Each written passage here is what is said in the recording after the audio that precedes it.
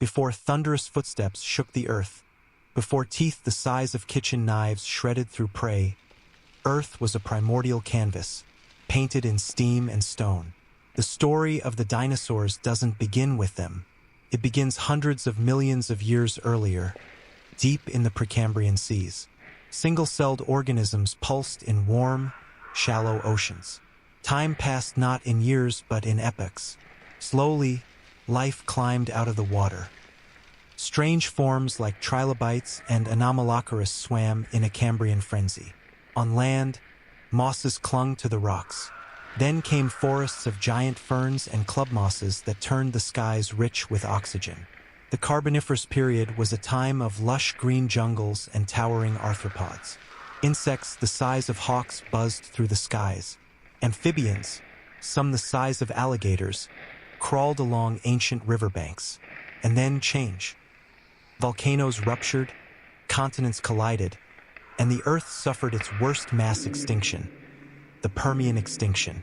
Life nearly ended, but from devastation came renewal. As the world recovered from extinction, Earth entered the Triassic period. The year was roughly 252 million years ago, and the planet was alien. No grass, no flowers. Just a hot, dry world where massive deserts stretched from horizon to horizon. Here, the earliest archosaurs, the ruling reptiles, emerged. Some evolved into ancestors of crocodiles, some into flying reptiles, and others into what we now call dinosaurs. Among the first true dinosaurs was Eoraptor, a lithe, two-legged predator barely larger than a dog. It darted through the underbrush, snatching lizards and insects with its clawed hands. It was fast, alert, and utterly relentless. Its rival was Herosaurus, longer and stronger, with jaws lined with curved teeth. When these two predators met at the edge of a watering hole, only one would drink. But the Triassic wasn't just for hunters. Plateosaurus, an early herbivore, used its size, nearly 10 meters long, to ward off predators. With massive hind legs and a long neck, it could rear up to strip leaves from tree canopies or charge forward if threatened. Dinosaurs shared this brutal world with many strange beasts. Postosuchus, a crocodile-like predator that walked on 4 limbs, often hunted anything unfortunate enough to cross its path.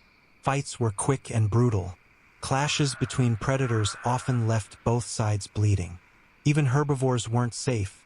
Each trip to feed could end in blood. As the Triassic period faded into memory, the Earth underwent a dramatic transformation. Tectonic plates groaned beneath the surface, rifting apart Pangaea. New oceans were born, climates shifted, and the age of the dinosaurs reached full bloom. This was the Jurassic period, stretching from about 201 to 145 million years ago. It was a time of abundance, of giants, and of change. Warm, humid air swept across flourishing green forests. Giant conifers, cycads, and ginkgo trees blanketed the land. Ferns grew in thick, damp underbrush.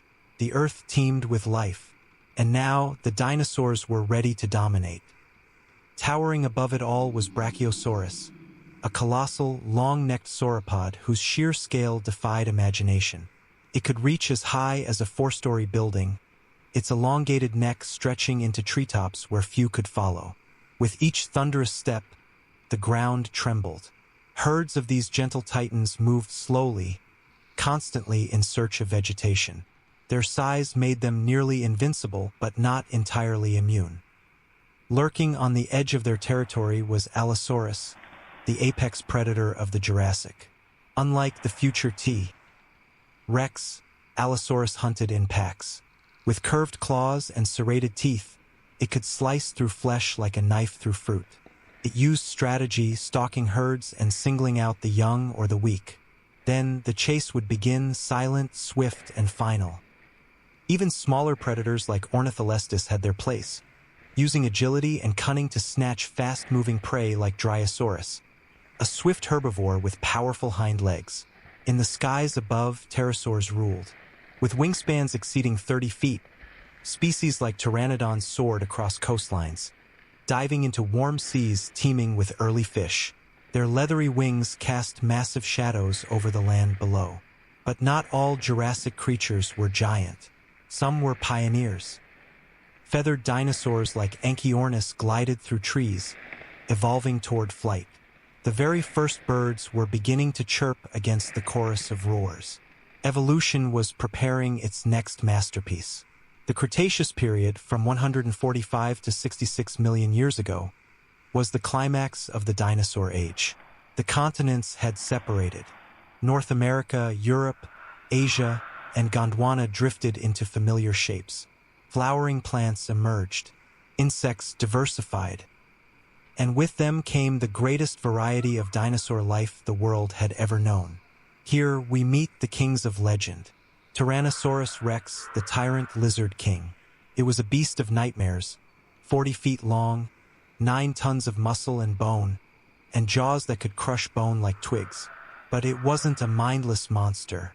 Its vision was sharp, its sense of smell unmatched, and its hunting strategy brutal. Rex didn't roam alone. It competed with other predators like Dakotaraptor, a feathered killing machine with sickle-like toe claws designed to rip into prey. These raptors moved in packs, communicating with clicks, snarls, and tail gestures as they coordinated attacks. On the other side of the ecosystem stood the giants. Triceratops, a horned tank of an herbivore with 3 sharp horns, a frilled skull plate, and a bad temper. When 2 bulls clashed over territory or mates, the earth shook with every blow. They locked horns in brutal duels that could last hours. Another was Ankylosaurus, the armored bulldozer. Covered in bony plates with a clubbed tail capable of shattering limbs, it was one of the hardest animals to kill. Predators often gave it a wide berth unless they were desperate or foolish. And let us not forget Spinosaurus, one of the largest predators ever, adapted not for land but for rivers. With a crocodile-like snout, it fished in the deltas of prehistoric North Africa, hunting fish as large as sharks. Its sail, a massive spine-covered fin, may have been used to regulate heat or intimidate rivals. Cretaceous skies were alive with massive Quetzalcoatlus, a flying reptile so large it could peer into a second-story window. Oceans swirled with Mosasaurus, marine reptiles with powerful tails and endless appetites. But life was not all battle. There were peaceful routines too. Migrations across vast plains, mating rituals beneath the full moon, and nurturing care. Maiasaura, good mother lizard, watched over her nestlings, feeding them chewed-up plants and protecting them from lurking predators. Still, danger was everywhere, and it was always hungry. To live as a herbivorous dinosaur was to exist in a constant cycle of motion, caution, and cooperation. The largest plant eaters were not only food for carnivores but the architects of their ecosystems, shaping the land with every footstep, every bite, and every migration. Picture the Cretaceous plains of North America, blanketed with conifers, flowering plants, and cycads. Here, a herd of Edmontosaurus travels steadily across the landscape. They are hadrosaurs, duck-billed dinosaurs, and they roam in tight-knit groups. Dozens of them move together, adults flanking the sides, juveniles in the center, hatchlings chirping near their mothers. They wake with the sunrise, lifting their heads in unison. Their eyesight is sharp, always scanning for movement. Communication is constant, a series of bellows, honks, and tail signals. These were not dull beasts. Their skulls housed resonating chambers that could carry calls for miles. Their intelligence allowed them to remember safe paths, learn alarm calls, and even mourn their dead. Across the ancient riverbanks, sauropods like Argentinosaurus shake the earth as they lumber through forest clearings. These giants consumed hundreds of pounds of vegetation each day. Their long necks allowed them to strip leaves from entire trees without moving their colossal bodies. To sustain such a size required constant feeding, day and night. Digestion was aided by stones swallowed into their stomachs, gastroliths, helping grind down tough plant material. Each step kicked up clouds of insects and scattered smaller animals, early mammals, lizards, and even the occasional feathered dinosaur scavenger. Herds moved with a majestic calm, but it was a fragile peace. Predators followed closely. A lone theropod like Albertosaurus might stalk the herd's edge, waiting for a moment of weakness. A hatchling wandering too far, a limping adult, a narrow ravine to trap them. Even the strongest herbivores knew that survival demanded community. Camarasaurus, Iguanodon, Pachycephalosaurus, each species had unique habits. Pachycephalosaurs, with their domed skulls, headbutt rivals during mating season. Their skulls absorbed the force of repeated collisions in spectacular contests of dominance. Iguanodons, with their thumb spikes, fended off attackers with surprisingly agile defenses, combining brute strength with herd coordination. Nesting was sacred. Herbivores laid their eggs in communal grounds, sometimes thousands in a single plane. The ground would be alive with the sounds of hatching, the rustling of vegetation, and the anxious vigilance of mothers. Predators often circled these sites, but the adults formed walls around their young, ready to charge. Migrations were monumental. Entire valleys would tremble as vast herds crossed ancient floodplains in search of seasonal blooms. Along the way, they encountered flash floods, volcanic eruptions, and ambushes, but the herd endured. For millions of years, they moved with the Earth's pulse, and they thrived until the skies began to darken. To be a carnivorous dinosaur was to live by the kill. In every shadow, behind every thicket, under every canopy, the air buzzed with a single truth: eat or be eaten. These were creatures of precision, power, and predation. Some hunted alone, others in packs, but all were ruled by instinct honed over millions of years. Across the open woodlands of what is now western North America, a Tyrannosaurus rex rises from its slumber. Its head, broad as a car door, swings low. Eyes, forward-facing, scan the horizon. A deep, guttural growl rumbles in its throat. It smells the air, scent particles wafting from kilometers away. Somewhere out there, a wounded Edmontosaurus limps. The T-Rex sets off.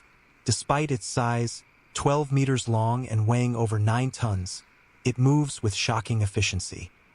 Massive thigh muscles contract with each step, propelling it forward. Its tail, long and muscular, counterbalances its movements.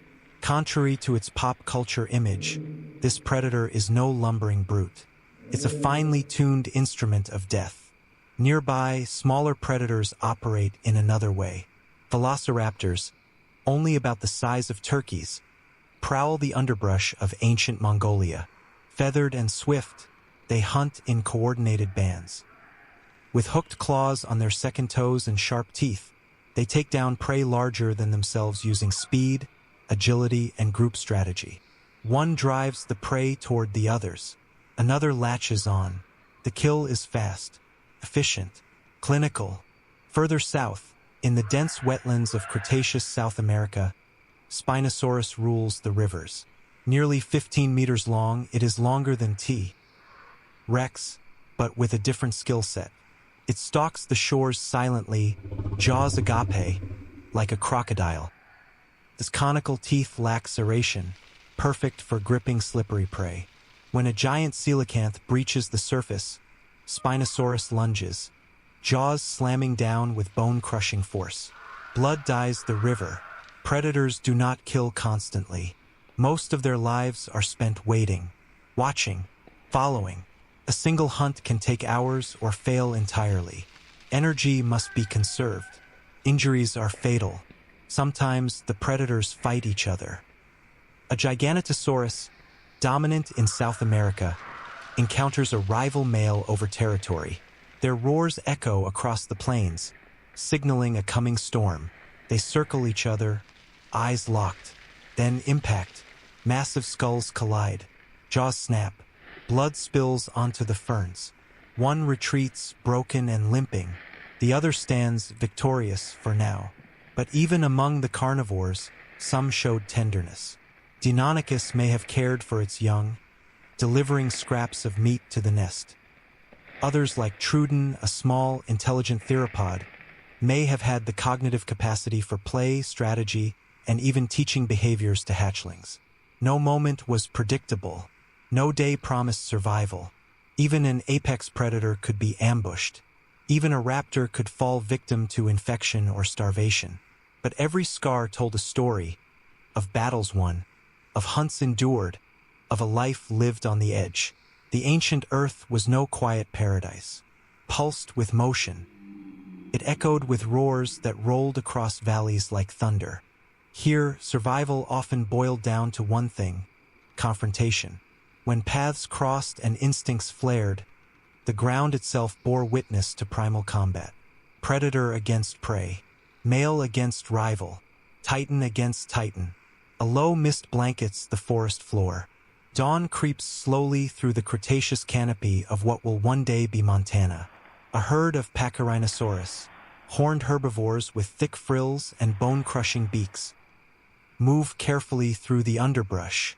The air is humid. Still. Too still. Suddenly, chaos explodes. A pack of Dakotaraptors bursts from the shadows, feathers flashing like flame. They move with calculated speed, flanking the herd sides. Screeches rise. One juvenile Pachyrhino stumbles. Within seconds, it is surrounded. The lead raptor leaps, claws extended, driving them into its prey's side. Blood splatters. The young dinosaur collapses in a final, desperate shriek. But the herd is not defenseless.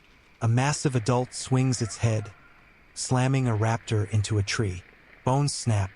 Another adult lowers its horned skull and charges. Fast. The predators, though efficient, know the cost of overcommitment. They vanish into the brush, licking their wounds. For the herbivores, a brutal sacrifice has bought a few more hours of peace. The sun hangs high over a cracked, dry riverbed. In the open expanse of prehistoric Africa, Carcharodontosaurus prowls. This massive carnivore, rivaling T. Rex in size, spots movement at the water's edge. A lone Uranosaurus, tall-sailed and thirsty. Carcharodontosaurus lowers its head and advances, muscles tense. The herbivore lifts its head, sensing the danger too late. Dust kicks up as predator charges prey. The Uranosaurus bolts, its long legs buying precious seconds. But the predator closes the distance with shocking force. The first bite lands on its flank. Flesh tears. A bellow of agony pierces the air. Then, an unexpected sound. Another roar, deeper, older. A second Carcharodontosaurus emerges, drawn by the kill. The two predators freeze. They circle. Tension cracks the air like lightning. Then they strike. Massive jaws clamp around neck and shoulder. Blood splashes. Dust spirals around their thrashing limbs. The duel rages. Minutes feel like hours, until one collapses under the weight of its injuries. The victor, panting and torn, drags the carcass toward shade. The kill is won, but at a cost. In a fern-covered plateau, a nesting colony of Maiasaura, devoted mothers of the Cretaceous care for their fragile eggs. Dozens of females hum low notes to their young, shielding them with their massive bodies. It's a picture of calm, until the ridge stirs. Truden, clever and opportunistic, creep from the trees. Their eyes glow with intent. They move quietly, searching for unguarded clutches. One nest lies exposed, its guardian grazing nearby. A Truden dashes in, but mothers do not forget. The adult lets out a shriek and charges, her massive tail swinging. Others follow. The Truden leaps, but the mother catches it midair in a trampling stomp. Another is driven off by a second female. The colony is safe for now, but the siege never ends. The predators will return. They always do. A storm brews over the lush floodplains of what is now Alberta. Thunder echoes in the distance, but another kind of thunder is closer. Two Tyrannosaurus rex males face each other, nostrils flared, mouths agape. The mating season has begun. There is only room for one. With no warning, they collide. Bone slams against bone. Their roars drown out the storm. One lunges, jaws clamping down on the other's neck. Blood pours, but the wounded Rex responds by swinging its massive skull in a crushing arc. They battle for hours, locked in a dance of dominance and destruction. When it ends, one limps away, broken but alive. The other raises its head to the storming sky and bellows triumphantly. The floodplain is his now. In these battles, nature played no favorites. No creature was invincible, not even kings. Every scar told a history etched in flesh, and behind every roar lay the silence of the fallen. For all the teeth, claws, and carnage of the prehistoric world, life for the dinosaurs was not just about killing or feeding. It was about continuing. Beneath the terror and spectacle was something deeply universal: the desire to reproduce, to nurture, and to survive long enough to see a new generation rise from the soil. In the warmer months, the forests and plains of the late Cretaceous came alive with more than just predators. It was mating season, and that meant displays, duels, and delicate rituals. Some dinosaurs, like the flamboyantly crested Parasaurolophus, used sound as their primary signal. Their long, backward-curving head crests contained resonating chambers, turning their calls into haunting, musical bellows that echoed for miles. These deep, mournful notes were not just for communication, they were invitations. Males called into the wind, hoping for a female to answer. Other species relied on physical performance. Pachycephalosaurs, with their thick domed skulls, competed for mates by smashing heads, sometimes until bones cracked. The echoes of these skull-to-skull clashes could be heard across entire valleys. Only the strongest earned the right to mate. Feathers too played a role. Dromaeosaurs, early relatives of birds, likely performed elaborate visual displays, flaring their feathered arms, hopping, shaking, and dancing with intricate precision. The roots of modern courtship rituals, seen in cranes, grouse, and even peacocks, began here. Once mating was done, females began the careful task of nesting. Across continents, certain flatlands served as ancestral nesting grounds, revisited year after year. Fossil sites in places like Montana and Patagonia show thousands of nests, each carefully crafted from soil, branches, and sometimes even stones to regulate temperature. Dinosaurs such as Maiasaura, good mother lizard, were especially devoted. She laid clutches of up to 30 eggs, then guarded the nest fiercely. She stayed close, feeding her hatchlings with softened plants, nudging them upright when they fell, chirping to them with low calls. These weren't solitary animals. They lived and raised their young in massive, coordinated colonies. In contrast, theropods like Oviraptor were once thought to be egg thieves. But fossil evidence tells a different story. Their bones have been found curled over nests, wings outstretched, sheltering eggs from the wind, cold, and rain. Oviraptors were, in fact, doting parents, shielding their unborn with their own bodies. Even sauropods, the long-necked giants, returned to specific regions to lay their eggs in shallow pits. Unlike more nurturing species, they left once the eggs were covered. It was nature's numbers game: lay enough and a few might survive. The moment of hatching was a fragile miracle. Shells cracked, tiny beaks chirped, miniature claws flexed for the first time. Hatchlings emerged blind, wet, and entirely helpless. They were born into a world that wanted to eat them. Almost immediately, they had to walk, follow their mothers, and learn the sounds of danger. In some species, both parents participated in the raising of young. Small packs of feathered dinosaurs likely shared guarding duties, feeding and teaching hatchlings the rhythms of life. But danger never waited long. Eggs were often stolen by opportunists: Trudon, Dromaeosaurus, even small mammals. For every 100 eggs laid, perhaps only a few would see their first full moon. The struggle was never-ending. One lapse in judgment, one predator too near, and generations could vanish overnight. Survival wasn't only about brute force. It was about strategy. Some dinosaurs evolved parental care. Others laid hundreds of eggs and abandoned them. Some lived in massive herds, Others traveled alone, elusive and silent. Feathers kept bodies warm.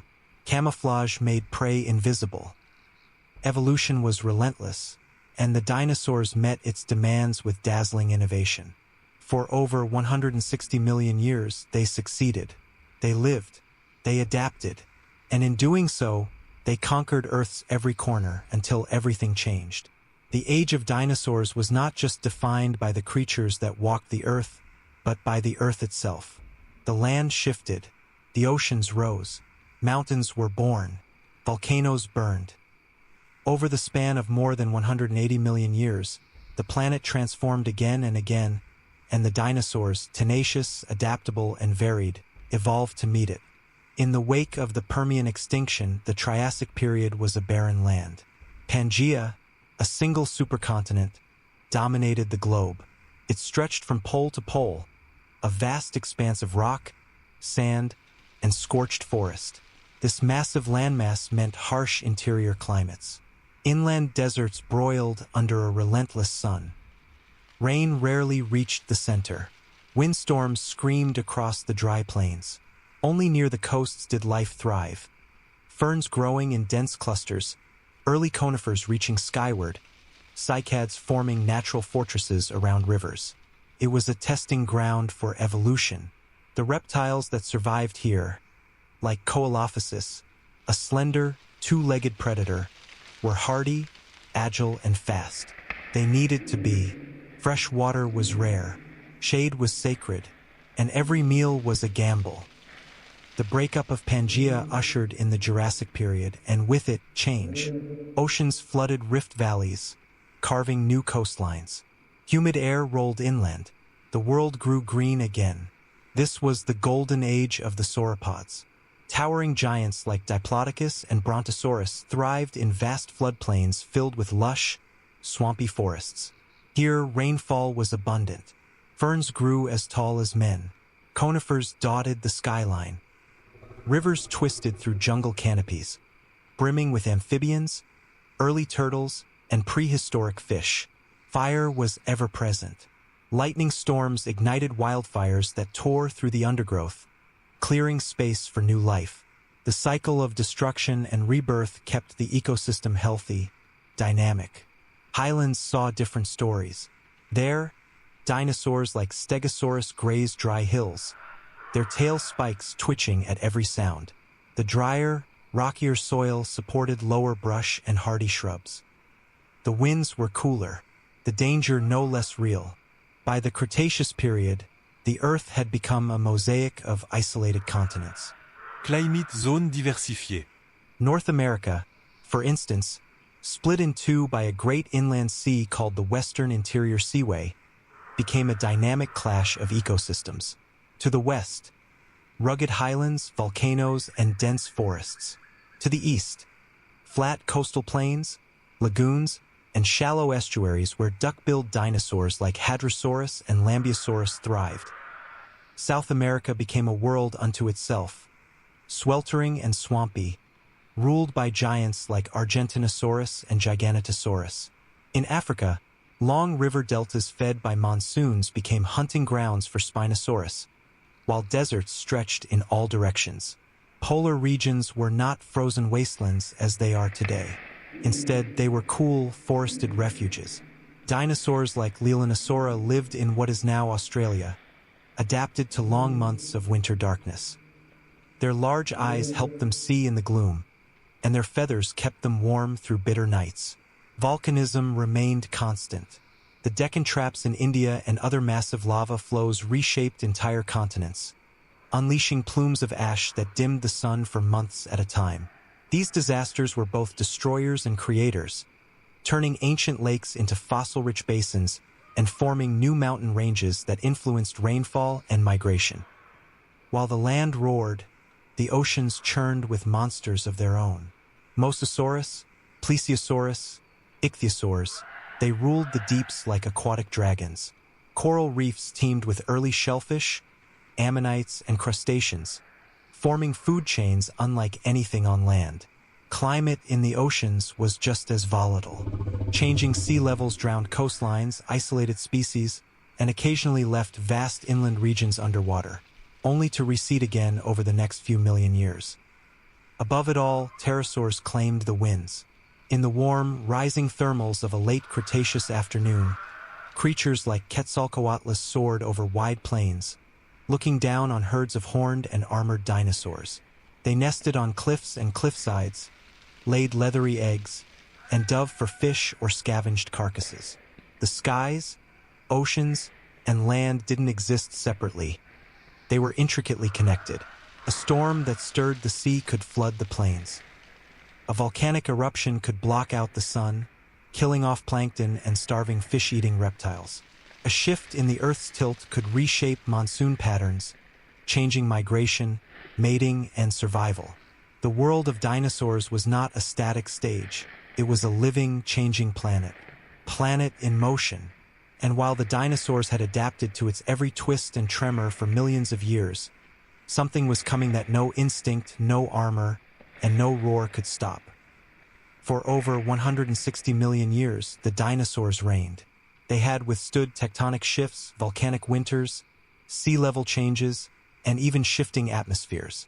They had spread across every continent, adapting into thousands of shapes. Small and feathered, horned and armored, long-necked and towering, sharp-toothed and cunning. They had conquered Earth's lands, seas, and skies. But on a calm day 66 million years ago, their world ended in seconds. It began in the skies over what is now the Yucatan Peninsula in Mexico. There were no signs of danger, no tremors, no roars. The day was warm, the air thick with the scent of ferns and fresh rain. Herds moved through coastal forests. Pterosaurs glided above shallow seas. Triceratops grazed in the distance. Raptors stalked the shadows. Then, something strange. A distant light, too bright, too fast. A fireball miles wide, screamed through the atmosphere at over 70,000 kilometers per hour. It struck the Earth with a force equal to more than 10 billion Hiroshima bombs. The asteroid hit the sea with unimaginable violence. The planet shook. In an instant, a crater over 180 kilometers wide was gouged into the crust, the Chicxulub crater. Shockwaves tore through the rock, unleashing earthquakes, tsunamis, and volcanic eruptions around the globe. Everything within 1,000 kilometers was incinerated instantly. Forests vaporized. Animals were flash-fried. Ocean water boiled. The atmosphere itself ignited, flinging molten rock across the skies, some raining down as far as the other side of the world. And then came the darkness. Dust, ash, and pulverized rock filled the skies, forming a shroud that blocked out the sun. For months, possibly years, daylight never fully returned. Temperatures plummeted. Photosynthesis stopped. Plants withered. Food chains collapsed. First, the plant eaters starved. Then the predators followed. The mighty T. Rex, the cunning velociraptor, the herds of Ankylosaurus, the graceful pteranodon, all vanished, one by one. No creature over 25 kilograms survived on land. Oceans fared no better. Plankton died. Marine reptiles like Mosasaurus and Plesiosaurs, reliant on fish and squid, quickly followed. Coral reefs decayed. The seas turned acidic. It wasn't the impact alone that killed the dinosaurs. It was the consequences. The darkness, the cold, the starvation, the silence that followed the last roar. But some endured. Tiny mammals, who had scurried underfoot for eons, survived in burrows, feeding on seeds and insects. Birds, the only living descendants of dinosaurs, fluttered through the ashes. Crocodilians submerged into muddy rivers and waited. Life had not been extinguished. It had merely been transformed. In time, the skies cleared. Sunlight returned. Forests regrew. And from the ruins of the Mesozoic, a new era began. The age of mammals, the rise of primates, and millions of years later, the birth of humans. Today, the bones of the fallen lie scattered in stone. They whisper from riverbeds and mountain cliffs, from deserts and tar pits. Every fossil is a message from the past, a a fragment of a world that once roared with life. And even now, their legacy endures. In the birds that soar, in the reptiles that sun themselves on rocks, in the awe we feel when we speak their names, Triceratops, Velociraptor, Tyrannosaurus Rex. They are not gone. They are history, and history lives forever.